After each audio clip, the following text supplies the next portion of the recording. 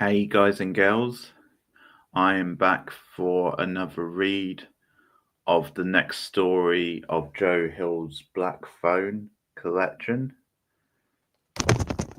So I'm on to the third story now, which is Pop Art. And speaking of Black Phone, I did a review of the first movie yesterday, so that is up on the channel now if you want to check out that review. And as I said before, I am planning on reviewing the new movie when it comes out next month. So Pop Art is the story, and I will warn once again that there's probably going to be some graphic and pretty close to the bone stuff in this story, just to warn you in case you're a bit squeamish, or just to give you that heads up.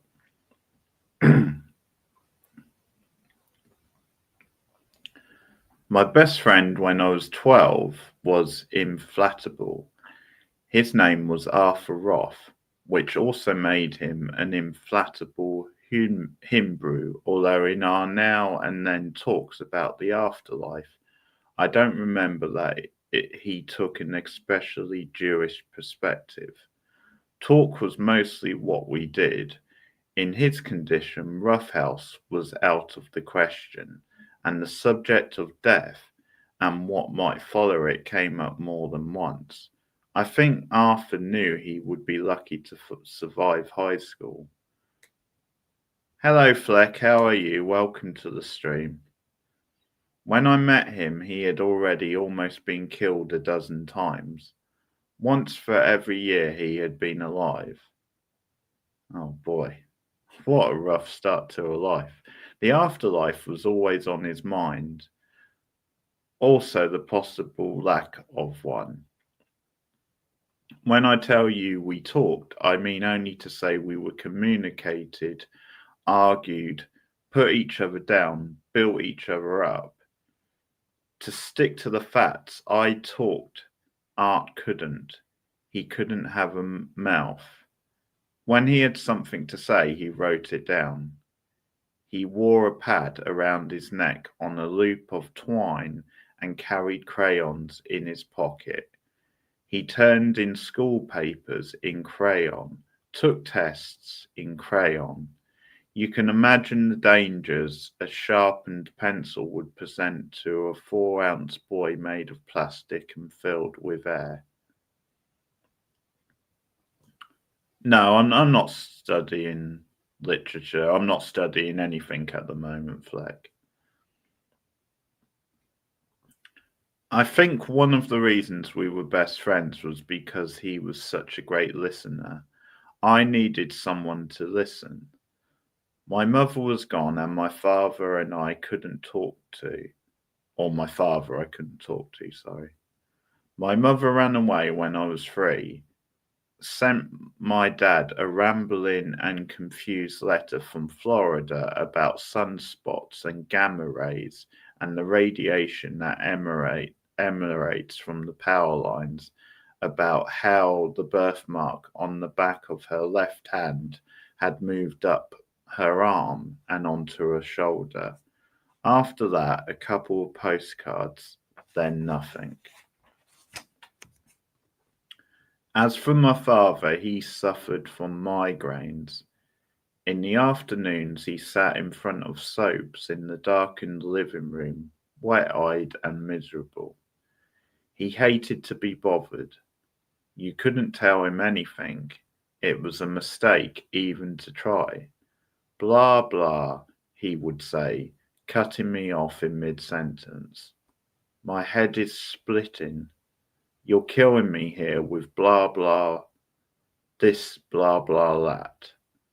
But Art liked to listen, and in trade I offered him protection. Kids were scared of me. I had a bad reputation.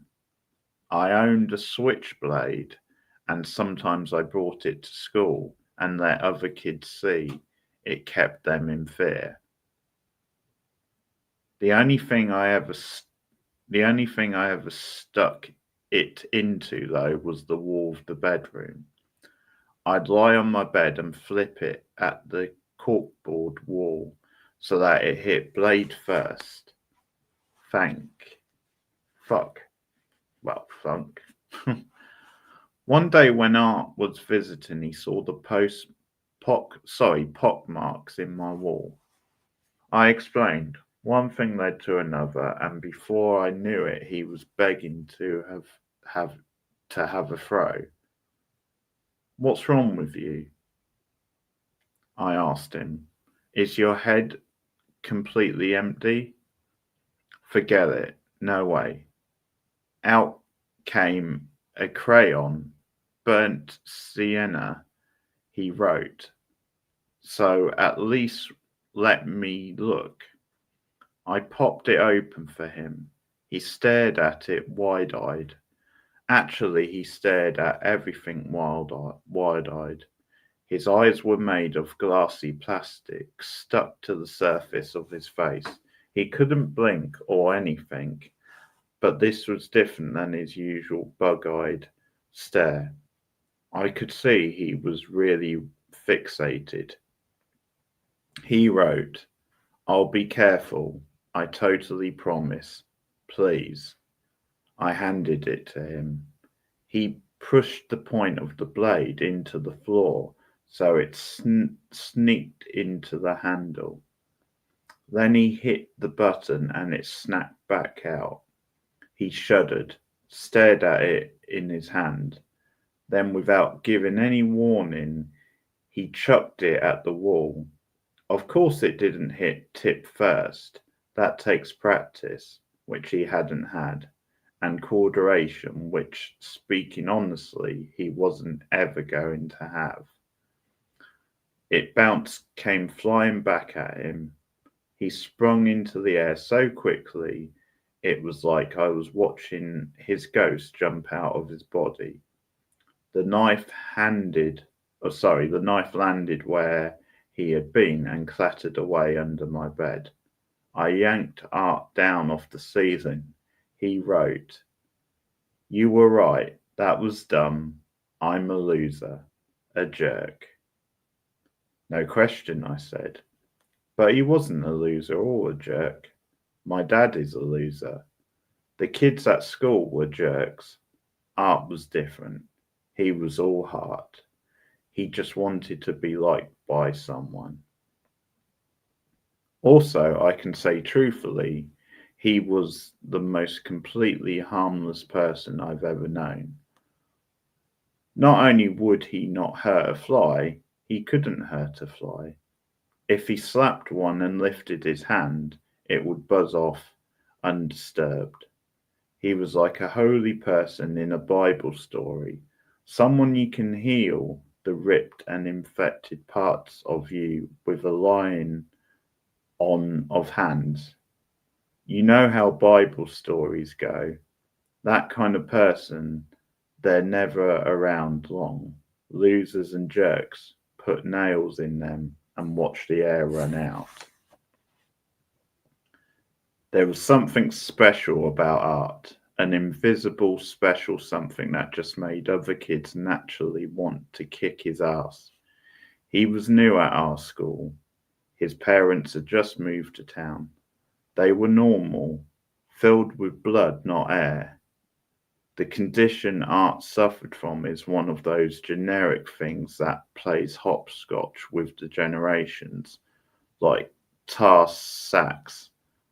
Art told me once that he had a granduncle, also inflatable, who flopped one day into a pile of leaves and burst on the tine of a buried rake. On the first day of classes, Mrs. Gannon made Art stand at the front of the room and told everyone all about him while he hung his head out of shyness. He was white, not Caucasian, white like a marshmallow or Casper. A sim ran around his head and down his sides. There was a plastic nipple under one arm where he could be pumped with air. Mrs. Gannon told us We had to be extra careful not to run with scissors or pens. A puncher would probably kill him. He couldn't talk. Everyone had to try and be sensitive about that. His interests were astronauts, photography, and the novels of Bernard Mannermond. Before she nudged him towards his seat, she gave his shoulder an encouraging little squeeze, and as she pressed her fingers into him, he whistled gently. That was the only way he ever made sound. By flexing his body, he could emit little squeaks and whines. When other people squeezed him, he made a soft musical hoot. He bobbled down the room and took an empty seat beside me. Billy Sparks, who sat directly behind him, bounced thumbtacks off his head all morning long. The first couple of times Art pretended not to notice. Then, when Mrs. Gannon wasn't looking, he wrote Billy a note. It said, "Please stop. I don't want to say anything to Mrs. Gannon, but it isn't safe to throw thumbtacks at me. I'm not kidding." Billy wrote back, "You make trouble, and there won't be enough of you left to patch a tire. Think about it." It didn't get any easier for Art from there. In biology lab, Art was paired with Cassis Dimitri, who was in sixth grade for the second time. I'm just going to say Cassis. I'm not quite sure what that name is. Cassis was a fat kid with a pudgy, sulky face and a disagreeable film of black hair above his unhappy pucker of a mouth. The project was to distill wood, which involved the use of a gas flame. Cassis did the work while Art watched and wrote notes of encouragement. "I can't believe you got a D- on this experiment when you did it last year. You totally know how to do this. Tough. And my parents bought me a lab kit for my birthday. You could come over and we could play mad scientist sometimes. Want to?" After 3 or 4 notes like that, Cassius had read through, got it in his head Art was some kind of homosexual, especially with Art's talk about having him over to play doctor or whatever. When the teacher was distracted helping some other kids, Cassius shoved Art under the table and tied him around one of the table legs in a squeaky granny knot, head, arms, body, and all. When Mr. Milton asked where Art had gone, Cassius said he thought he had run to the bathroom. "Did he?" Mr. Milton asked. What a relief. I didn't even know if that kid could go into the bathroom. Another time, John Erickson held Art down during recess and wrote "colostomy bag" or something on his stomach with indelible marker. It was spring before it faded. The worst thing was my mum saw. Bad enough she has to know I got beat up on a daily basis, but she was really upset. It was spelled wrong. He added, "I don't know what she expects. This is sixth grade.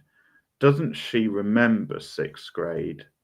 I'm sorry, but realistically, what are the odds you're going to get beat up by the grand champion of the spelling bee?"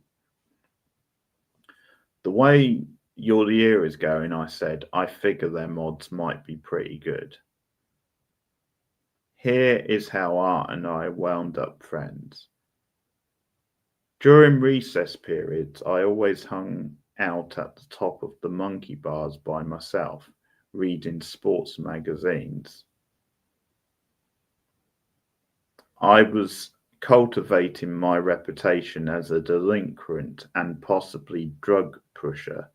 To help my image along, I wore a black denim jacket and didn't talk to people or make friends. At the top of the monkey bars, a dome-shaped construction at one edge of the asphalt lot behind the school, I was a good 9 feet off the ground and had a view of the whole yard. One day I watched Billy Spears, I almost said Britney Spears there, horsing around with Cassius, Dimitri, and John Erickson. Billy had a waffle ball and a bat, and the three of them were trying to bat the ball in through an open second floor window. After 15 minutes of not even coming close, John Erickson got lucky, swatted it in.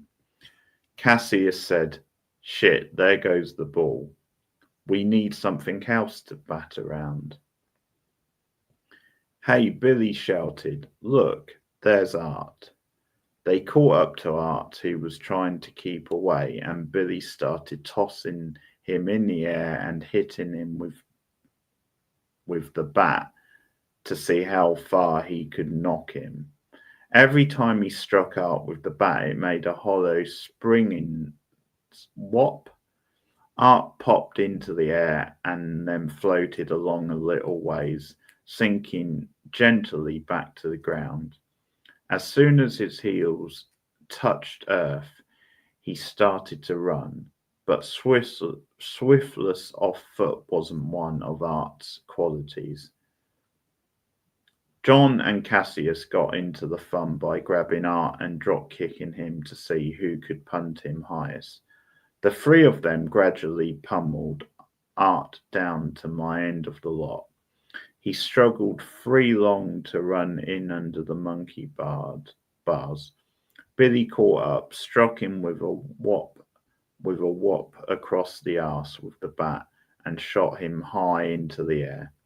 Art floated to the top of the dome. When his body touched the steel bars, he struck face first, static electricity. "Hey," Billy hollered, chuck him down here." I had, up until that moment, never been face to face with Art, although we shared classes and even sat side by side in Mrs. Gallen's homeroom. We had not had a single exchange. He looked at me with his enormous plastic eyes and sad blank face, and I looked right back. He found the pad around his neck, scribbled a note in spring green, ripped it off, and held it up at me. "I don't care what they do, but could you go away? I hate to get the crap knocked out of me in front of spectators." "What's he writing?" Billy shouted. I looked from the note, past Art, and down at the gathering of boys below. I was struck by the sudden realization that I could smell them, all three of them, a damp human smell, a sweaty sour reek. It turned my stomach. "Why are you bothering him?" I asked. Billy said, "Just screwing with him. We're trying to see how high we can make him go," Cassius said. "You ought to come down here. You ought to give it a try. We're going to kick him onto the roof of the frigging school." I got an even funnier idea, I said. Funnier being an excellent word to use if you want to impress on other kids that you might be a mentally retarded psychopath. "How about we see if I can kick your lardy ass up on the roof of the school?" "What's your problem?" Billy asked. "You on the rag?" I grabbed Art and jumped down. Cassius blushed. John Erickson torted back. I held Art under one arm, feet sticking towards them, head pointed away. You guys are dicks, I said. Some moments just aren't right for a funny line. And I turned away from them. The back of my neck crawled at the feet of Billy's wiffle bat, but clubbing me one across the skull, but he didn't do a thing. Let me walk. We went out on the baseball field, sat on the pitcher's mould. Art wrote me a note that said thanks and another that said I didn't have to do what I had done, but that he was glad I had done it, and another that said he owed me one. I shoved each note into my pocket after reading it, didn't think why. That night, alone in my bedroom, I dug a wad of crushed notepaper out of my pocket, a lump the size of a lemon peeled each note freed, and pressed it flat, flat on my bed, read them all over again. There was no good reason not to throw them away, but I didn't. Started a collection instead. It was like some part of me knew even then I might want to have something to remember Art by after he was gone. I saved hundreds of notes over the next year, some as short as a couple of words, a few page long manifestos. I have most of them still, from the first note he handed me, the one that begins, I don't care what they do, to the last, the one that ends, I want to see if it's true, if the sky opens up at the top.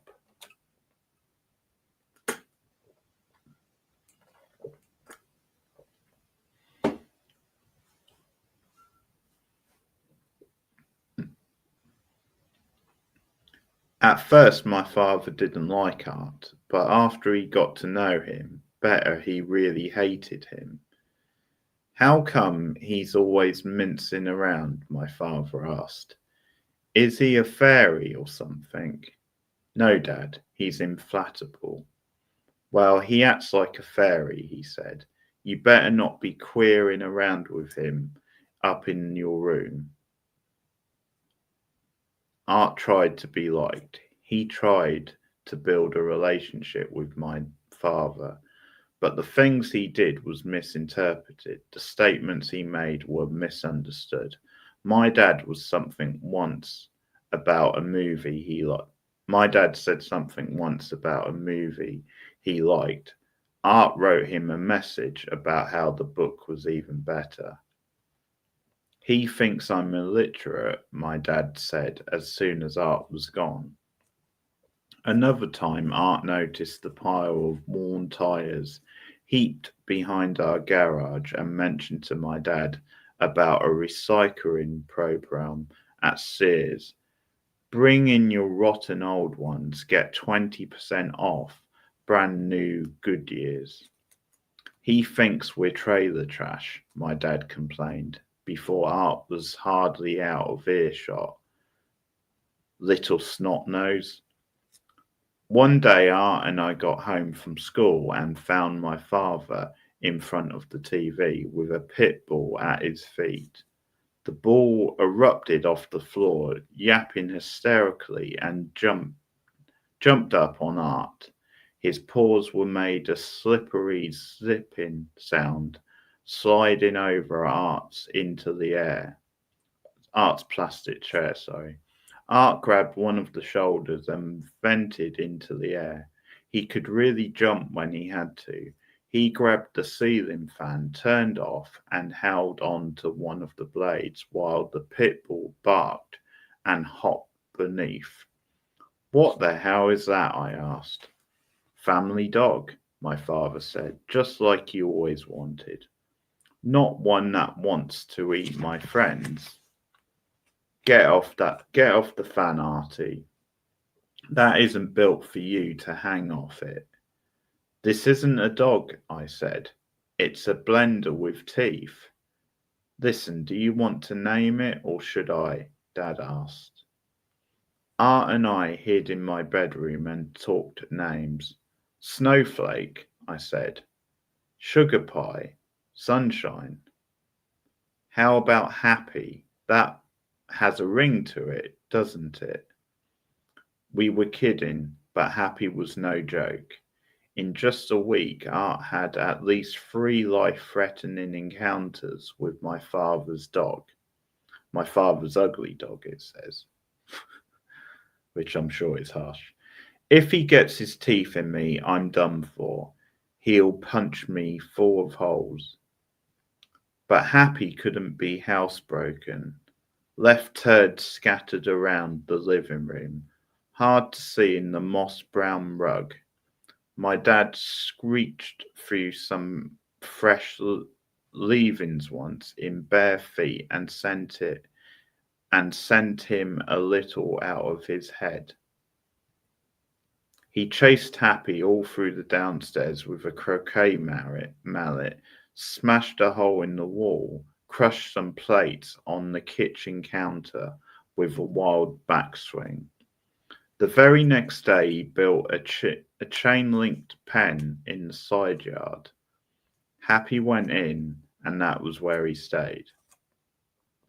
By then, though, Art was nervous to come over, and I preferred to meet him at his house. I didn't see the sense. It was a long walk to get to his place after school, and my house was right there, just around the corner. What are you worried about? I asked him. He's in a pen. It's not like Happy is going to figure out how to open the door to his pen, you know. Art knew, but he still didn't like to come over, and when he did, he usually had a couple of patches for bicycle tires on him to guard against dark happenstance. Once we started going to Art's every day, once it came to a habit, I wondered why I ever wanted us to go to my house instead. I got used to the walk. I walked the walk so many times I stopped noticing that it was long, bordering on never ending. I even looked forward to it. My afternoon stroll through coiled suburban streets, past houses done in Disney pastels, lemon, tangerine ash. As I crossed the distance between my house and Art's house, it seemed to me that I was moving through zones of ever deeper in stillness and order. At the walnut heart of all this peace was Art's. Art couldn't run, talk, or approach anything with a sharp edge on it, but at his house we managed to keep ourselves entertained. We watched TV. I wasn't like other kids and didn't know anything about television. My father, I mentioned, already suffered from terrible migraines. He was home on disability, lived in the family room, and hogged our TV all day long, kept track of 5 different soaps. I tried not to bother him and nearly sat down to watch with him.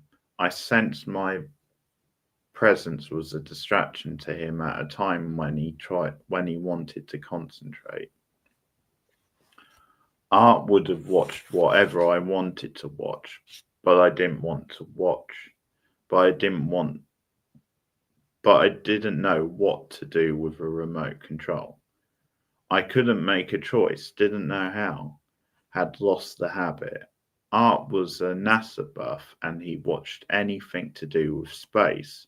Never missed a space shuttle launch. He wrote, I want to be an astronaut.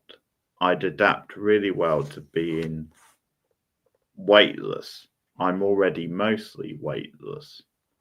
This was when they was putting up the International Space Station. They talked about how hard it was on people to spend too long in outer space. Your muscles atrophy, your heart shrinks 3 sizes. The adventures of sending me into space kept piling up. I don't have any muscles to atrophy. I don't have any heart to shrink. I'm telling you, I'm the ideal spaceman. I belong in orbit. I know a guy who can help you get there. Let me give you Billy Spears a call. He's got a rocket he wants to stick up your ass. I heard him talking about it. Art gave me a dull look and scribbled 2-word response. Lying around Art's house in front of the tube wasn't an option, though. His father was a piano instructor, tutored small children on the baby grand, which was in the living room along with their television. If he had a lesson, we had to find something else to do. We'd go into Art's room to play with his computer, but after 20 minutes of row, row, row your boat coming through the wall, a shrill out of time plinking, we'd shoot each other sudden wild looks and leave by the way of the window. No need to talk over. Both Art's parents were musical. His mother a cellist. They had wanted music for Art, but it had been a letdown and disappointment from the start. I can't even kazoo, Art wrote me once. The piano was out. Art didn't have any fingers, just a thumb, a puffy pad where his fingers belonged. Hands like that, it had been years of work with a tutor just to learn to write legible with a crayon. For obvious reasons, wind instruments were also out of the question, and Art didn't have lungs and didn't breathe. He tried to learn the drums, but couldn't strike hard enough to be any good at it. His mother bought him a digital camera. Make music with colour, she said. Make melodies out of light. Mrs. Roth was always hitting you with lines like that. She talked about oneness, about the natural decency of trees, and she said not enough people were thankful for the smell of cut grass. Art told me when I wasn't around, she asked questions about me. She was worried I didn't have a healthy outlet for my creative self. She said I needed something to feed the inner me. She bought me a book about origami, and it wasn't even my birthday. I didn't know the inner me was hungry, I said to Art. That's because it already starved to death.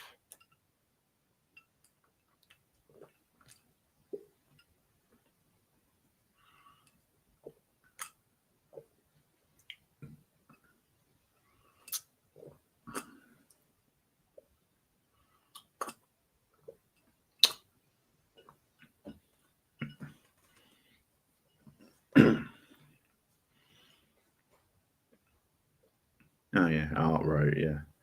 She was alarmed to learn that I didn't have any sort of religion. My father didn't take me to church or send me to Sunday school.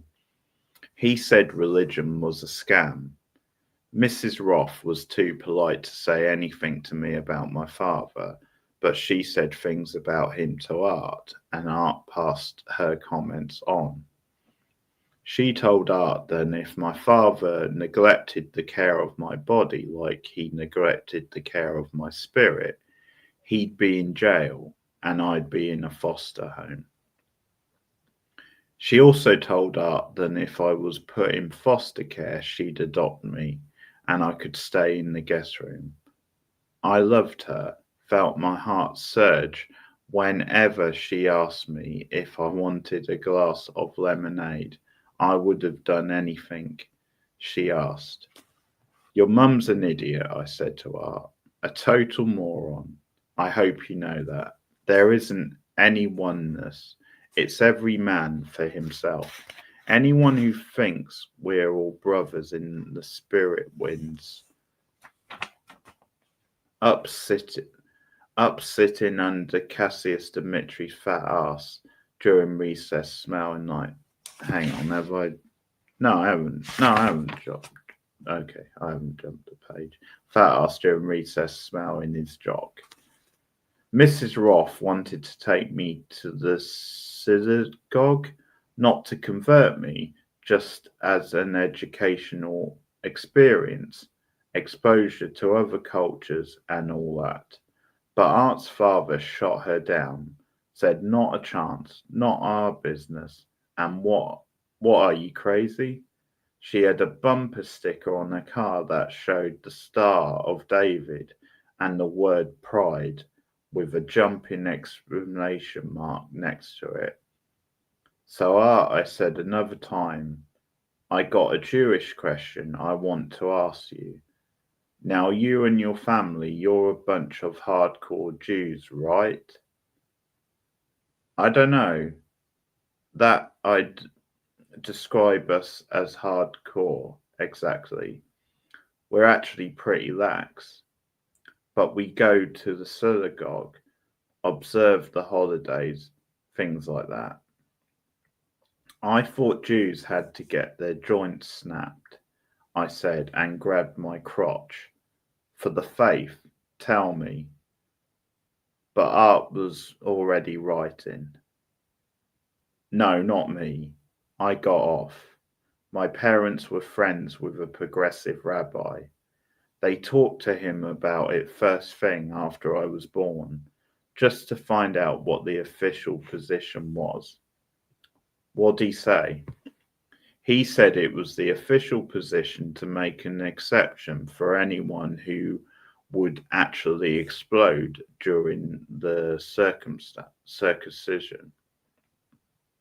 They thought he was joking, but later on my mum did some research on it. Based on what she found out, it looks like I'm in the clear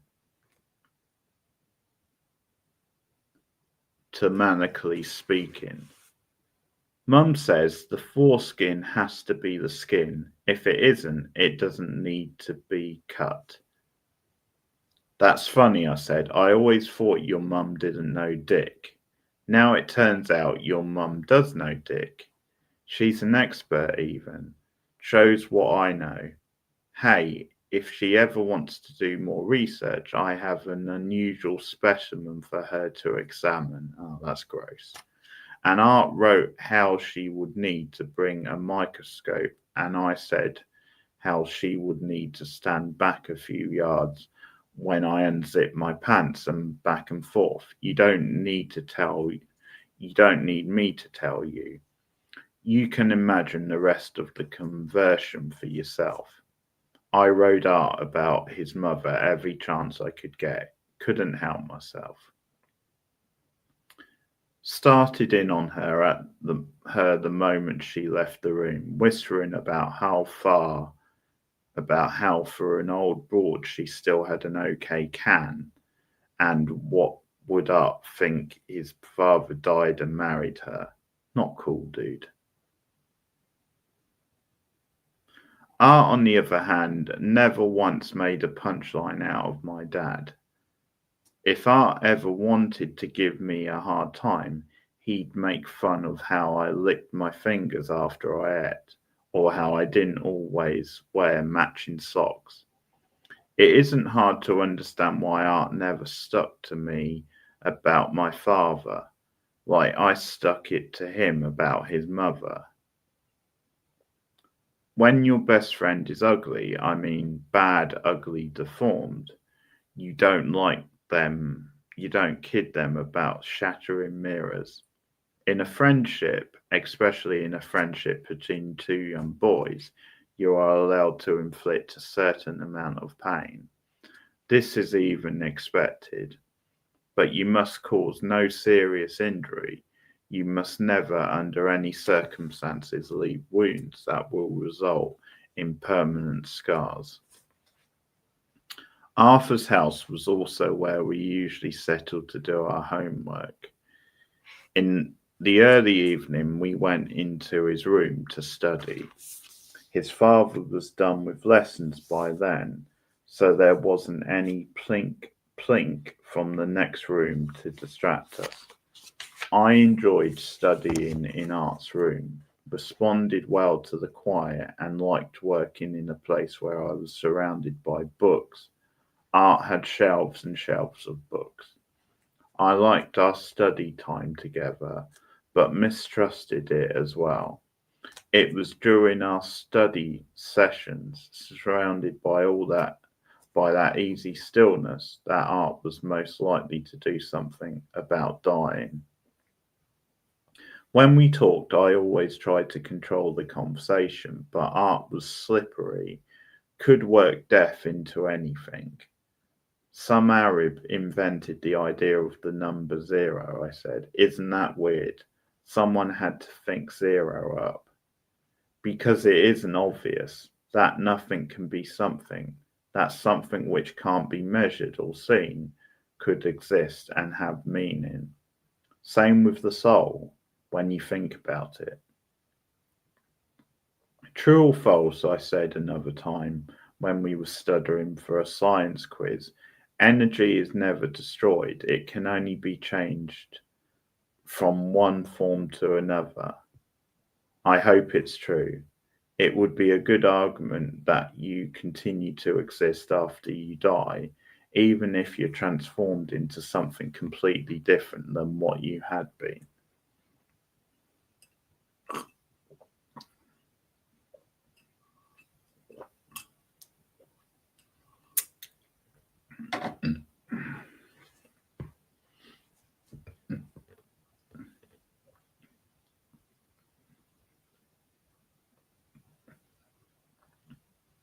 He said a lot to me about death and what might follow it, but the thing I remember best was when what he had to say about Mars. We were doing a presentation together, and Art had picked Mars as our subject, especially whether or not men would ever go there and try to colonize it. Art was all for colonizing Mars, cities under plastic tents, mining water from the icy poles. Art wanted to go himself. It's fun to imagine, maybe fun to think about it, I said, but the actual thing would be bullshit. Dust, freezing cold, everything red. You'd go blind looking at so much red. You wouldn't really want to do it. Leave the world and never come back. Art stared at me for a long moment, then bowed his head and wrote a brief note in Robin's egg blue. But I'm going to have to do that anyway. Everyone has to do that. Then he wrote, you get an astronaut's life whether you want it or not. Leave it all behind for a world you know nothing about. That's just the deal. In the spring, Art invented a game called Spy Satellite. There was a place downtown, the party station, where you could buy a bustle of helium-filled balloons for a quarter. I'd get a bunch, meet Art somewhere with them. He'd have his digital camera. As soon as I had handed him the balloons, he detached from the earth and lifted into the air. As he rose, the wind pushed him out and away. When he was satisfied he was high enough, he'd let go a couple of balloons, level off, and start snapping pictures. When he was ready to come down, he'd just let go a few more. I'd meet him where he landed, and we'd go over to his house to look at the pictures on his laptop. Photos of people swimming in their pools, men sugaring that single in their roof, something like that. Photos of me standing in empty streets. My upturned face, a miniature brown blob, my features too distant to make out. Photos that always had Art's Snickers dangling into the frame at the bottom edge. Some of his best pictures were low attitude affairs, things he snapped when he was only a few yards off the ground. Once he took 3 balloons and swam into the air over Happy's chain-linked enclosure off at the side of our house. Happy spent all day in his fenced-off pen, barking frantically at women going by with strollers. The jingle of the ice cream truck squeals. Happy had trampled all the space in his pen in plot of earth down to mud. Scattered about him were dozens of dried piles of dog crap. In the middle of this awful brown turdscape was Happy himself, and in every photo Art snapped of him, he was leaping up on his back legs, mouth open to show the pink cavity within, eyes fixed on Art's dangling Snickers. I feel bad. What a horrible place to live. Get your head out of your ass, I said. If creatures like Happy were allowed to run wild, they'd make the whole world look that way. He doesn't want to live somewhere else. Turds and mud. That's Happy's idea of a total garden spot. I strongly disagree. Arthur wrote me, but time has not softened my opinions on this matter. He sort of has a very Carl Pilkington idea of how a dog should live, doesn't he? It's my belief that, as a rule, creatures of Happy's ilk, I am thinking here of canines and men, both, more often run free than live caged, and it is in fact a world of mud and fences they desire, a world with no Art in it or anyone like him, a place where there is no talk of books or God or worlds beyond the world or worlds beyond this world, a place where the only communication is the hysteria barking of starving and hate-filled dogs. One Saturday morning, mid-April, my dad pushed the bedroom door open and woke me up by throwing my Snickers on my bed. You have to be at the dentist in half an hour. Put your rear in gear. Oh, God. I walked. It was only a few blocks, and I had been sitting in the waiting room for 20 minutes, dazed with boredom. When I remembered, I had told Art that I had been coming by his house as soon as I got up. The receptionist let me use the phone to call him. His mum answered. He just left to see if he could find you at your house, she told me. I called my dad. He hasn't been by, he said. I haven't seen him. Keep an eye out. Yeah, well, I've got a headache. Art knows how to use the doorbell. I sat in the dentist chair, my mouth stretched open and testing of blood and mint. I struggled with unease and impatience to be going.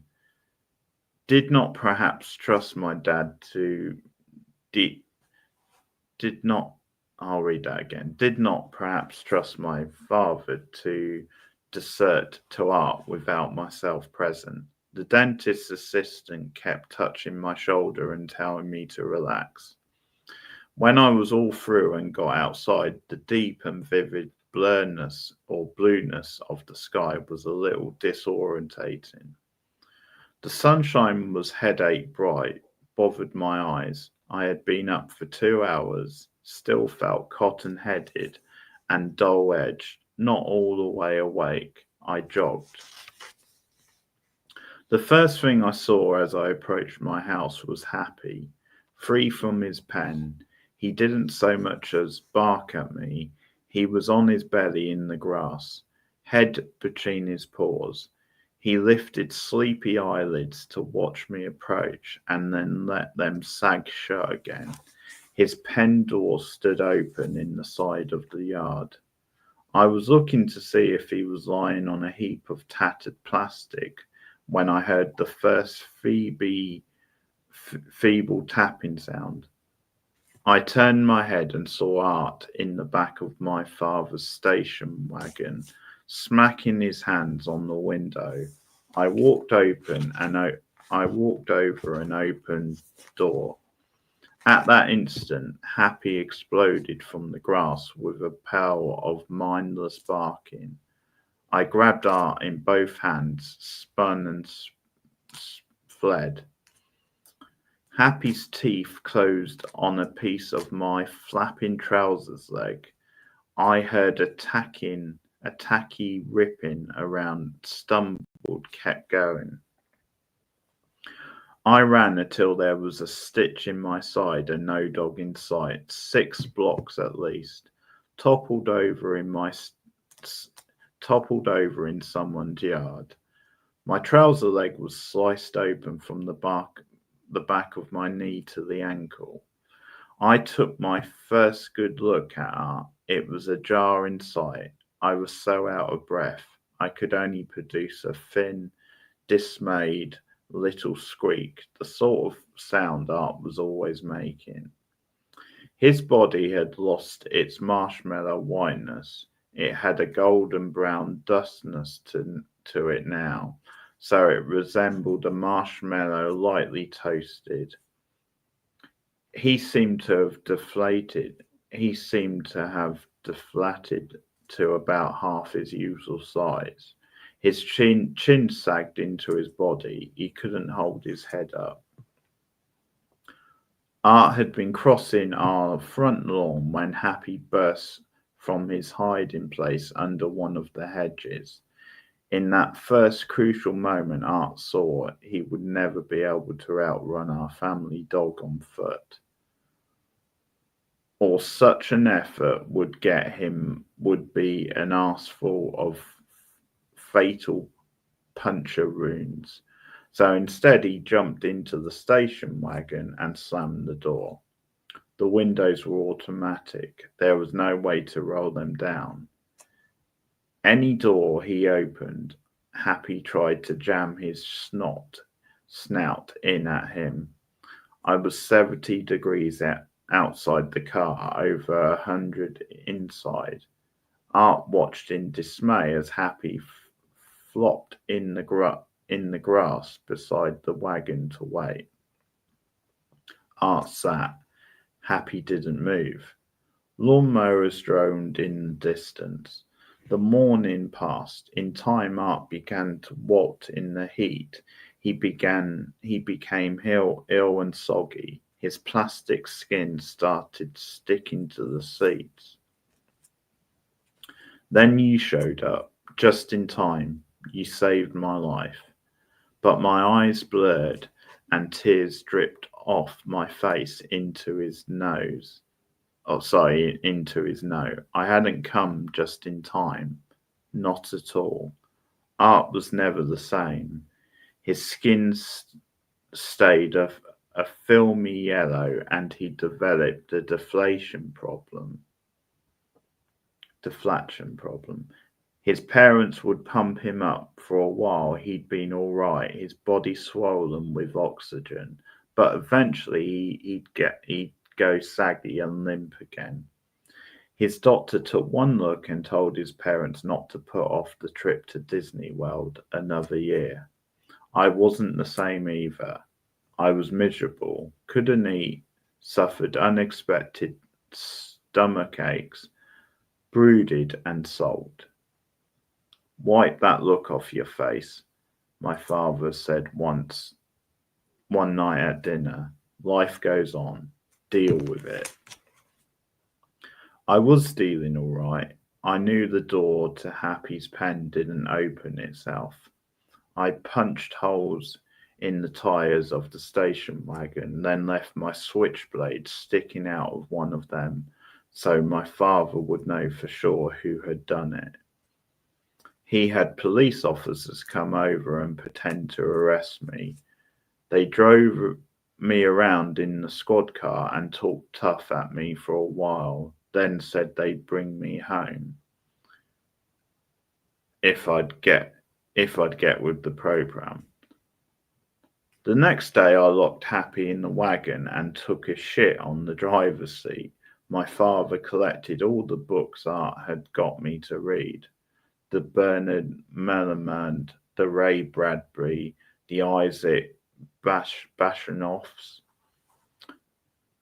singer. He burned them on the barbecue grill. How do you feel about that, smart guy? He asked, while he squatted lighter filled on them. Okay with me, I said. They were on your library card. That summer I spent a lot of time sleeping over at Art's. Don't be angry. No one is to blame. Art wrote me. Get your head out of your ass, I said, but then I couldn't say anything else because it made me cry just to look at him.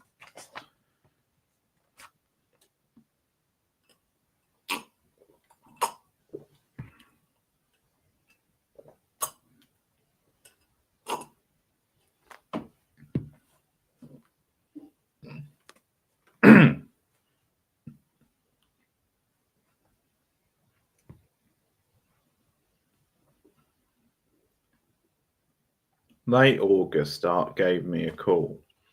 It was a hilly 4 miles to Scarswell Cove, where he wanted us to meet, but by then, months of hoof into Art's after school had hardened me to long walks.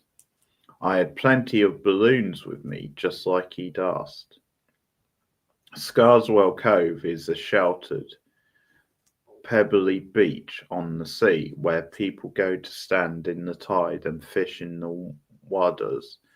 There was no one there except a couple of old fishermen and Art sitting on the slope of the beach. His body looked soft and saggy, and his head lolled forward, bobbled weakly on his non-existent neck. I sat down beside him. Half a mile out, the dark blue waves were churning up ice cobbers. What's going on? I asked. Art bowed his head. He thought a bit, then he began to write. He wrote, do you know people have made it into outer space without rockets? Chuck Yeager flew a high-performance jet so high it started to tumble. It tumbled upwards, not downwards. He ran so high, gravity lost hold of him. His jet was tumbling up out of the stratosphere. All the colour melted out of the sky. It was like the blue sky was paper, and a hole was burning out the middle of it, and behind it everything was black. Everything was full of stars. Imagine falling up. I looked at this note, then back to his face. He was writing again. His second message was simpler. I've had it. Seriously, I'm all done. I deflate 15, 16 times a day. I need someone to pump me up practically every hour. I feel sick all the time and I hate it. This is no kind of life. Oh no, I said, my vision blurred. Tears welled up and spilled over my eyes. Things will get better. No, I don't think so. It isn't about whether I die. It's about figuring out where, and I've decided I'm going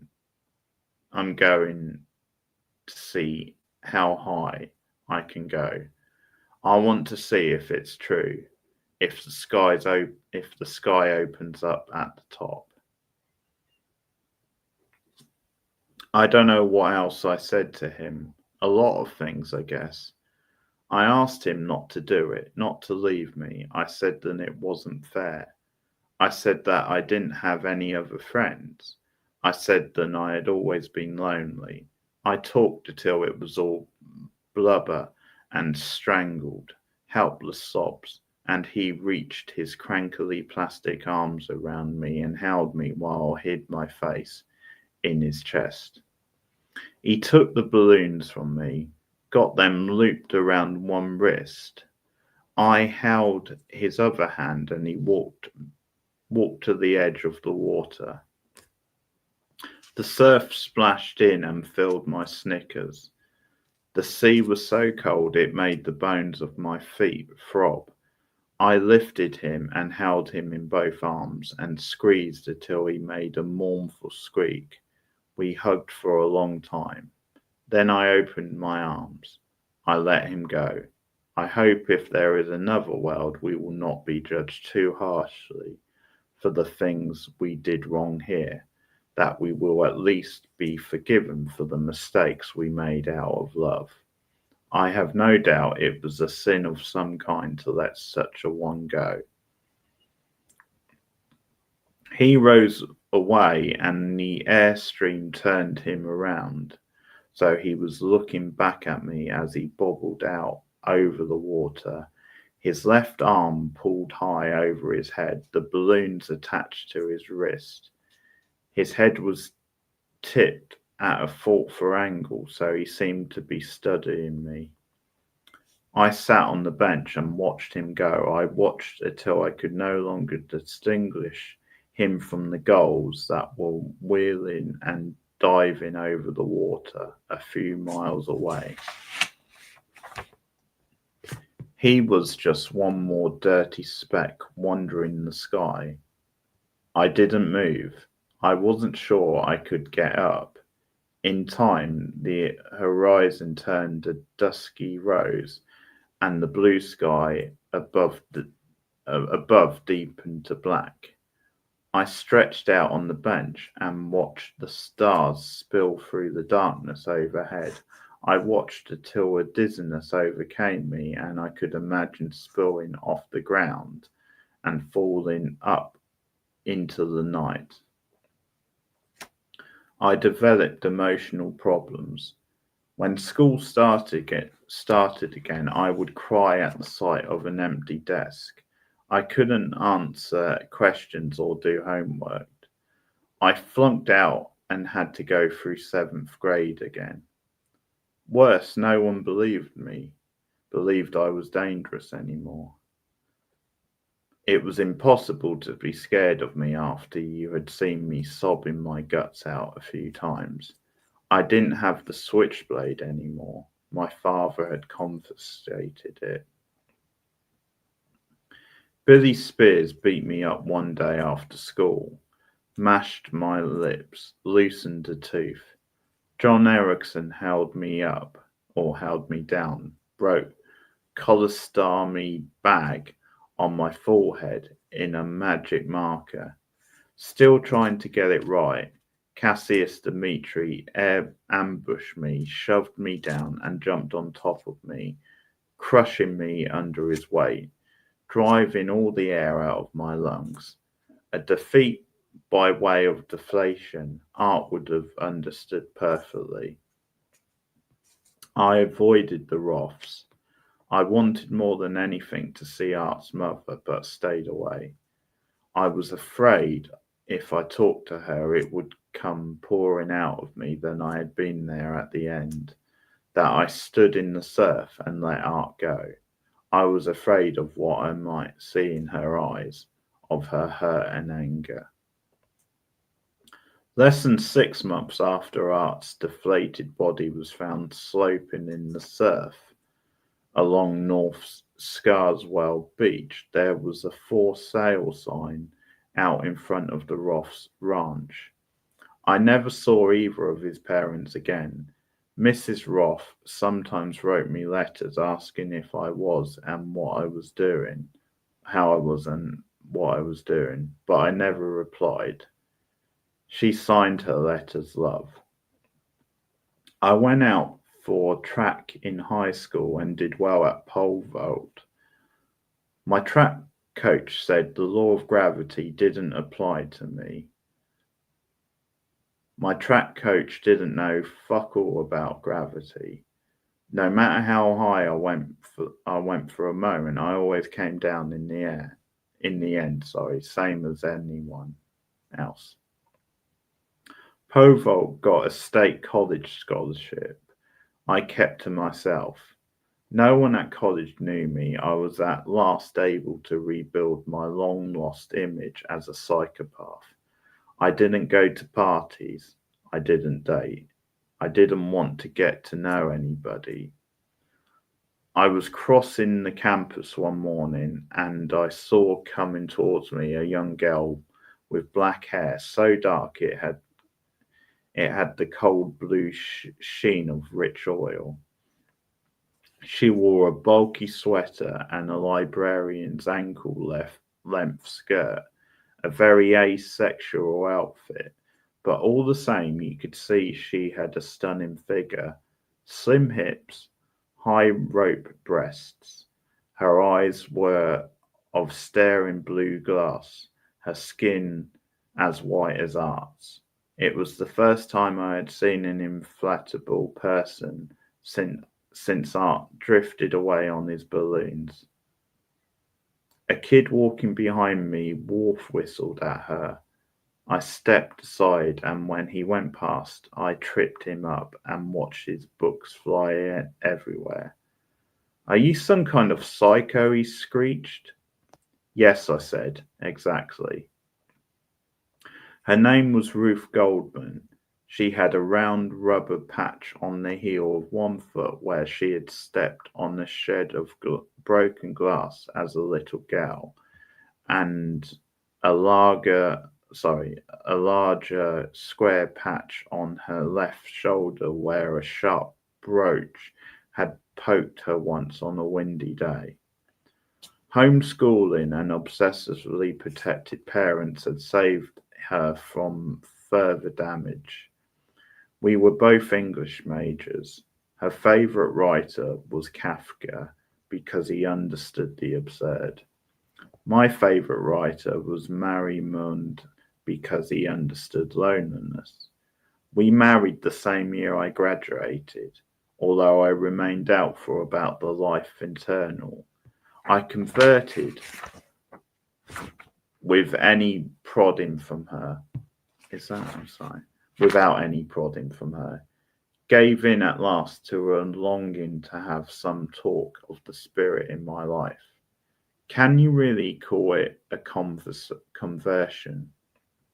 In truth, I had no beliefs to convert from. Whatever the case, ours was a Jewish wedding, glass under white cloth, crutched beneath the boot heel. One afternoon I told her about art. That's so sad. I'm so sorry. She wrote to me in wax pencil. She put her hand over mine. What happened? Did he run out of air? Ran out of sky, I said. There you have it. That was a very sad but beautiful story at times. I think it might be my favourite story so far, actually, overall. But there you have it. As I said, I will continue with these. The next story in the collection is Will You Hear the Locust Sing? And I'll probably maybe do that for channel members, or it might be on public YouTube. I don't know yet, but I think I might do that one for channel members. We'll see. But thanks for dropping by the stream, you guys who did. And I hope you're enjoying these read-alongs. Sorry again for some of the language and the graphic content of these stories, but just to let you know about that stuff. And we are pretty much in October, where I will be doing a bunch of live streams and other stuff. I already have a couple of live streams planned for this week. Tomorrow night I will be kicking off October with a watch of Cujo. That is the first time watch. And then on Friday, I'm planning the sort of usual Friday watch, and that will be a first time watch of Dangerous Animals, the, I think, shark movie that came out this year. And the plan is to hopefully do a stream every Friday during October. So thanks, guys, and I'll see you again soon.